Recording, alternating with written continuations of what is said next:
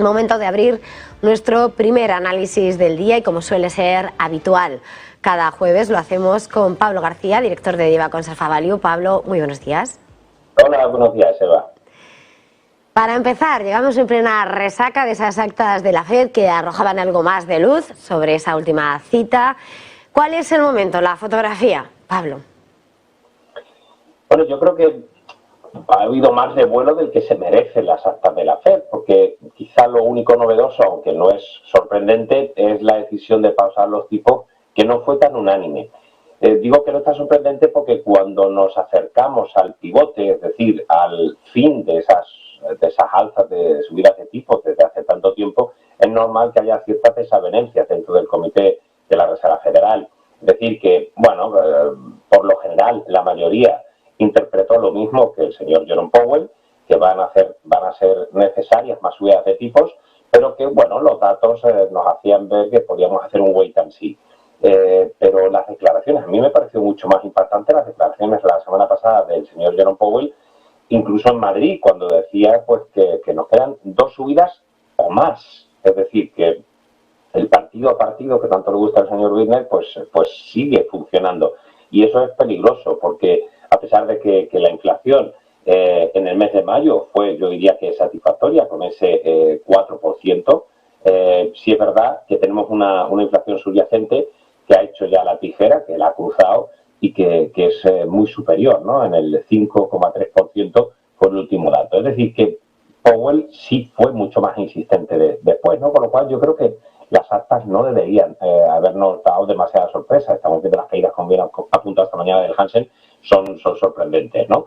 Y habló también, o se comentó en las actas de la FED, esa recesión leve que, bueno, es probable que se haga que se dé en el segundo semestre o quizás último trimestre de este año y primer trimestre del año que viene. Eso tampoco es una sorpresa. Es decir, estamos atacando la inflación con subidas de tipos, hay más restricción de crédito y eso puede suponer pues que el empleo, que es muy resistente hasta ahora, vamos a tener hoy y mañana datos muy importantes de empleo, de creación de empleo no agrícola, vamos a tener los jobs, vamos a tener la tasa de desempleo. En algún momento la curva de FED tiene que funcionar entre inflación y empleo.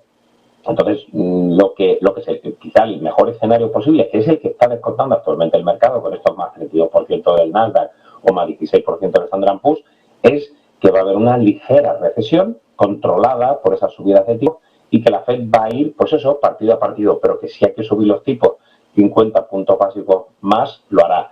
Nuestra estimación ya hace 3 meses nos sorprendía que el cuadro del consenso estaba esperando hasta incluso recortes de tipos para este verano. Nosotros pensamos que eso era bastante improbable porque Jerome Powell le había dicho, una vez que llegue la subida de tipos a la tasa terminal, voy a hacer un stop, un wait and see para ver cómo va evolucionando la economía. Es decir, que era muy improbable. Pero bueno, ahora ya los futuros descartan por completo una bajada de tipos este año e incluso pues dan, como decíamos, 2 o incluso una tercera subida de tipos. Es que ese es el panorama, ¿no? Que quizá el mercado pues ha descontado el mejor de los escenarios posibles y ahora nos queda quizá lo más interesante, ¿no? Los bancos centrales es divertido seguirlos, pero los resultados empresariales mucho más. Y algo me temo que esa fortaleza en las ventas, en los márgenes y en los beneficios que hemos tenido en un sorprendente primer trimestre, quizá no se mantenga tanto en el segundo, pero sobre todo las expectativas para el segundo semestre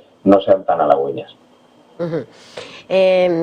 Mirando a esos protagonistas empresariales, en un par de semanas comienza ya esa campaña, los iremos viendo en detalle, pero más allá de ese próximo catalizador, estaba señalando en tu intervención, Pablo, hace un momento, cómo no se entiende tampoco ese desplome que se está viendo en la bolsa china esta mañana, en un momento en el que sí que estamos viendo cómo Pekín entra ya en el contraataque de esa batalla tecnológica. Janet Yellen pone rumbo a iniciar 3 días de visita en el gigante asiático, en ese intento de estar, bueno, como el perro del hortelano, pero bueno, intentar hablar con China, aunque luego ya veremos a ver lo que pasa una vez que ella intente enmendar el camino, y no se espera reunión con Xi Jinping. ¿Cuál es el escenario mirando a China, mirando esas tensiones? Mira, hoy precisamente titulamos nuestro diario de mercados con lo que era la guerra comercial, ha pasado a la guerra tecnológica. Lo hemos insistido muchas veces en negocios de televisión, todo apunta a que, bueno, el tema este del galio y el germanio para, poner firmes controles a las exportaciones por parte de China no es más que una respuesta. Y este toma y daca continuo va a seguir. Pensamos que esto no va a ser una novedad. Las caídas de esta mañana quizás sorprenden más a Nikkei, que ha sido muy fuerte, ha estado prácticamente un más 30, las caídas del 1,73%, más que un débil Hansen, que incluso ya estaba en negativo en el year to day, ¿no? Pero bueno, insisto que los scoring de momentum, tanto el nuestro propio de Ibacons Alpha Value como el de Fear and Greed de la CNN, estaban en 83, 85 sobre 100.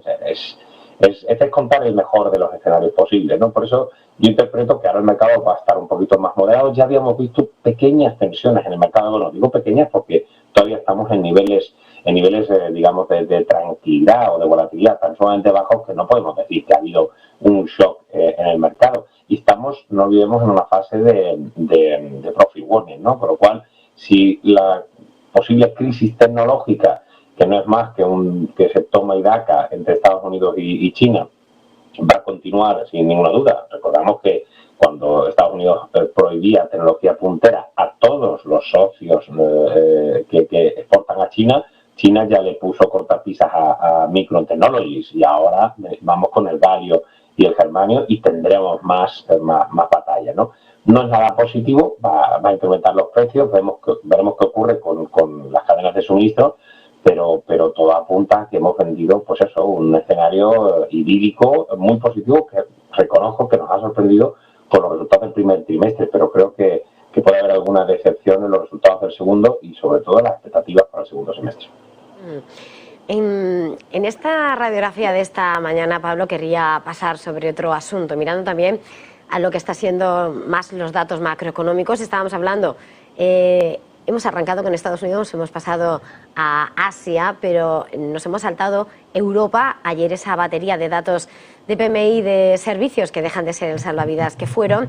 Pero hoy vamos a conocer el dato también del PMI del sector de la construcción, en un momento en el que ahí es donde quería preguntarte, porque mirando a lo que es el conjunto ya de este sector, ladrillo, construcción inmobiliaria, ayer veíamos como los precios de la vivienda en la eurozona caían también arrastrados por esas hipotecas más altas. Es el momento, ahora mismo decías, vale, ahora llegan los resultados, esas guidance, los profit warning que puedan presentar las compañías, los resultados empresariales, pero mirando a lo que es ya el daño a la economía que va a trasladar esas subidas de tipos, es el momento ya de vigilar ese sector tan clave.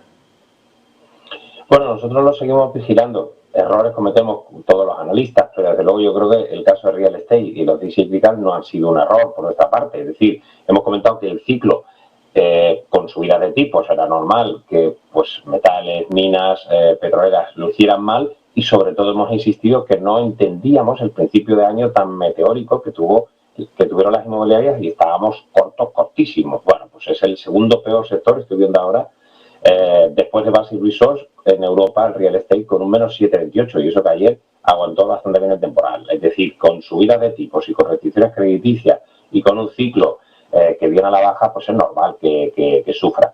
Y has comentado algo muy interesante. Habíamos tenido una brecha entre los PMI de servicios y los PMI manufactureros. Es decir, los manufactureros ya estaban claramente a la baja y en contracción, pero servicios había aguantado muy bien por ese componente de consumo que hasta ahora está siendo muy resistente. Bueno, el gap se tenía que ir cerrando, ese spread, ese diferencial se tenía que ir cerrando. Hubiera sido ideal que se hubiera mantenido servicios y hubiera subido el manufacturero, pero muchos nos teníamos que iba a ser servicios que empezara a remitir a la baja y así está siendo. No son malos datos, pero sí es cierto que han quedado por debajo de lo previsto, tanto en los servicios en general, ¿no? Poquito, pero venimos cerrando el gap hacia abajo. Es muy probable que en breve los PMI de servicios de la eurozona ya rocen los 50 puntos, estamos en 52, y manufacturero se sigue manteniendo bastante mal. Incluso es la misma tendencia, aunque no en los mismos números, de Estados Unidos, de Japón, de prácticamente todos los países